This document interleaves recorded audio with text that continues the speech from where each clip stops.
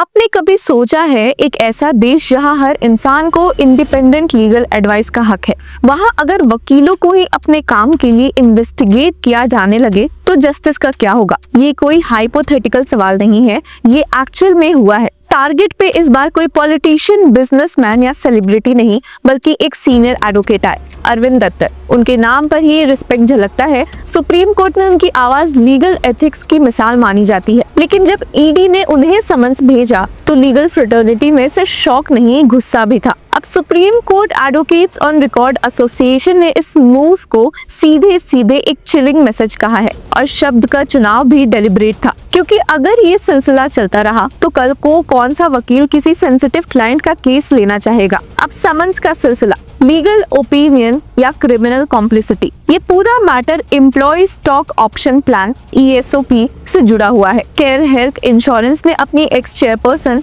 रश्मि सालूजा को ₹250 करोड़ से ज्यादा के ESOPs दिए। ये ESOPs अरविंद दत्तर के लीगल ओपिनियन के बेस पर ग्रांट किए गए थे। बट यहीं पर ट्विस्ट है। Later insurance regulatory and development authority of India ने इस ESOP अलॉटमेंट को रूल्स का वायलेशन बताया, और तब ईडी ने केस में कदम रखा। इन्वेस्टिगेशन स्टार्ट हुई और फिर सीनियर एडवोकेट अरविंद दत्तर को भी ईडी ने बुलावा भेजा, उसी लीगल ओपिनियन के लिए जो उन्होंने दिया था एज अ लॉयर। लेकिन सवाल उठता है कि क्या एक वकील को सिर्फ इसलिए इन्वेस्टिगेट किया जा सकता है कि क्योंकि उसने किसी क्लाइंट को लीगल एडवाइस दी थी? क्या लीगल ओपिनियन देना अब एक क्रिमिनल रिस्क बन गया है? ईडी के एक्शन के बाद supreme court advocate on record association ने एक स्ट्रांगली वर्डेड स्टेटमेंट रिलीज किया है, जिसमें लिखा गया है कि this move sends a chilling message to the legal community at large and threatens the foundational right of every citizen to receive independent legal counsel without fear और intimidation. ये सिर्फ एक लॉयर का केस नहीं था,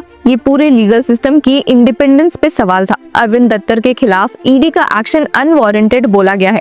supreme court advocate on record association ने भी ये क्लियर किया कि ईडी लीगल ओपिनियन को क्राइम से कंफ्यूज कर रहा है, which is not just legally wrong but also constitutionally untenable and unjustifiable. इस इंसिडेंट ने एक और डेंजरस प्रेसिडेंट सेट कर दिया। Supreme court advocate on record association ने इस बात को हाईलाइट किया कि the independence of the judiciary and the independence of the bar are twin pillars of our constitutional democracy.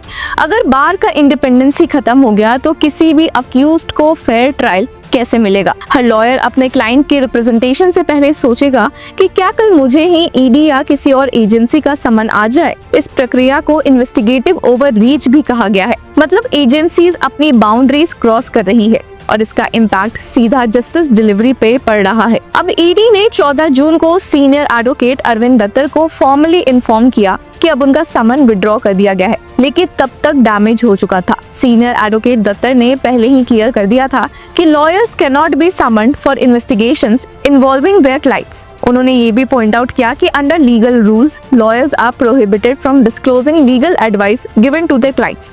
ये प्रिंसिपल सिर्फ इंडिया में नहीं बल्कि पूरे वर्ल्ड में फॉलो होता है। लीगल एडवाइस एक प्रिविलेज्ड कम्युनिकेशन होती है।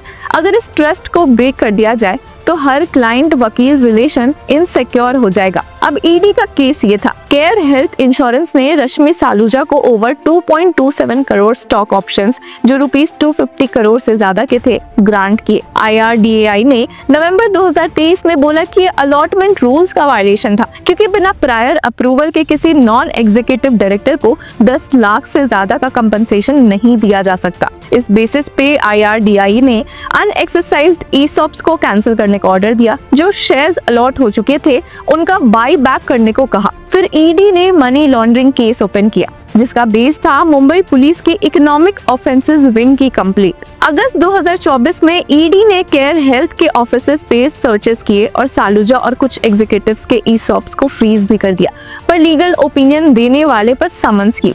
सीनियर एडवोकेट अरविंद दत्तर ने सिर्फ एक लीगल ओपिनियन दिया था, जिसमें उन्होंने बताया था कि ये ESOP अलॉटमेंट कैसे लीगली स्ट्रक्चर्ड हो सकता है। ये ओपिनियन किसी भी कॉर्पोरेट ट्रांजैक्शन का पार्ट होता है। लेकिन जब ईडी ने उन्हें भी समन किया तो ये क्वेश्चन उठने लगा कि क्या अब लीगल एडवाइस भी एक सस्पिशियस ट्रांजैक्शन बन गया है? Supreme court advocate on record ने इस बात पे स्ट्रांगली रिएक्ट किया है। उनका कहना है कि कि mister दत्तर is a respected senior advocate of unimpeachable integrity who has consistently upheld the highest standards of professional conduct and legal ethics. उन्होंने प्रोटेस्ट भी किया against the arbitrary exercise of executive power by the agencies. अब legal community में fear mode क्यों है? Supreme court advocate on record association का concern यही है कि अगर ये ट्रेंड चलता रहा तो कल को कौन सा वकील किसी हाई स्टेक्स या कंट्रोवर्शियल केस का ब्रीफ लेगा। हर किसी के दिमाग में यही बात चलेगी कि कहीं लीगल एडवाइस देना ईडी का नोटिस बन के ना आ जाए। If this continues, many lawyers may stop taking important cases out of fear.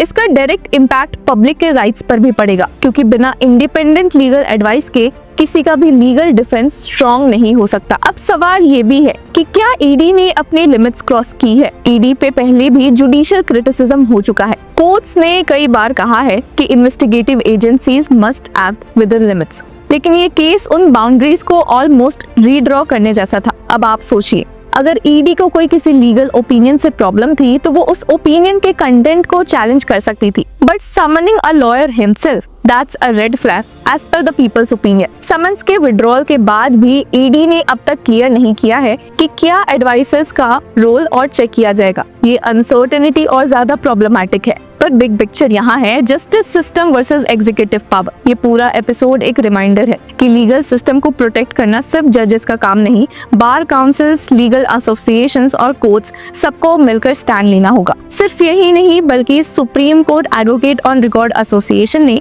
अपने स्टेटमेंट में ये भी ऐड किया है कि the honourable supreme court has time and again held that advocates are not liable for the alleged acts of their clients simply for rendering legal opinions. The ED's action conflates legal advice with criminal complicity, a proposition that is constitutionally untenable and legally unjustifiable. तो साफ है कि senior advocate Arvind दत्तर जैसे वकील के support में पूरी legal fraternity खड़ी हुई, लेकिन ये प्रोटेस्ट एक वकील के लिए नहीं था, ये प्रोटेस्ट लीगल इंडिपेंडेंस के सर्वाइवल के लिए था। The effective functioning of courts is impossible without fearless and independent advocates. इसलिए जरूरत है एक क्लियर पॉलिसी, क्लियर बाउंड्रीज और एजेंसीज के लिए स्ट्रॉन्ग अकाउंटेबिलिटी की, ताकि कल को कोई भी ईडी समन किसी भी वकील के लिए एक फेयर सिग्नल ना बन जाए। अब जहां इस केस में ईडी ने समन वापस ले लिया है और जिस बात को supreme court advocate on record association ने एक्नॉलेज भी किया है, वही उन्होंने ये भी ऐड किया है कि even though the said summon issued against mister Dattar has been withdrawn by the ED subsequently,